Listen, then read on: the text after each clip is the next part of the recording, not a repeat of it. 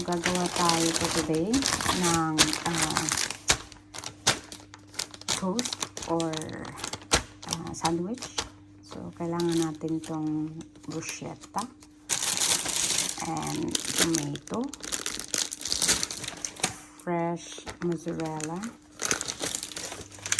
gouda, and then the mozzarella, yung pang pizza na mozzarella. So, ay dalawa tayo dito na dried ham, and then yung Italian chorizo. Yan. So, yun yung kailangan natin. Magagawa tayo ng sandwich. So, ito na yung with melted cheese and tomato paste with chili, and then lagyan natin ng kamatis.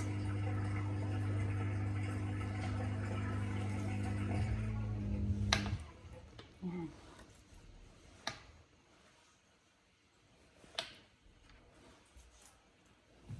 So, yung para mas masarap, lahat ng gagamitin nyo is mas maigi yung mga organic siya. So as you can see, lahat tomatoes, ganyan, organic.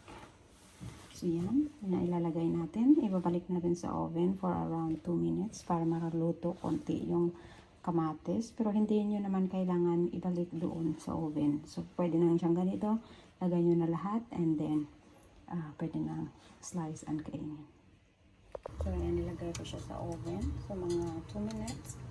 Itatanggalin natin dyan, tapos lalagyan natin ng pepper and salt, and then olive oil.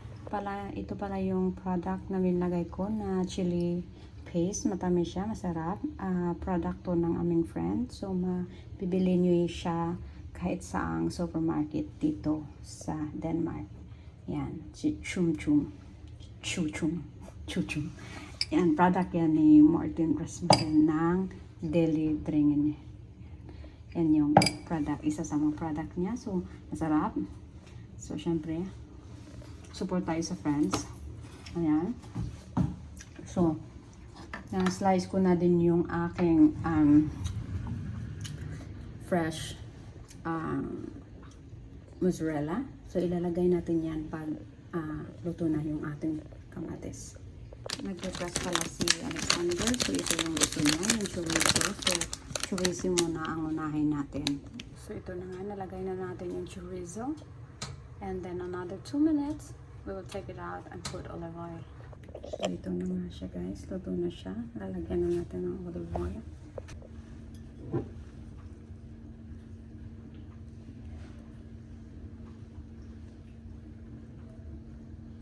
Yung olive oil kasi masarap to sa mga ganitong klaseng luto. So ito na nga, nalagyan na natin ng basil. Galing po dito. Kung gusto nyo pa, dagdagan nyo lang. Ayan. So, ayan. Nalagyan natin ng mozzarella na ngayon. Yan. So, ito, hindi na siya pwedeng, pwede na siyang ganyan na lang. Hindi na pwedeng, yan. So, titiklopin na natin. Ito na yung part na mahirap kasi wala tayong videographer. So, yan. Yan na po ang ating siya, yung sandwich natin. So, ito na yung part na nakat. Let's see. Ayan na siya, guys. Yan. O, diba? Ang ganda.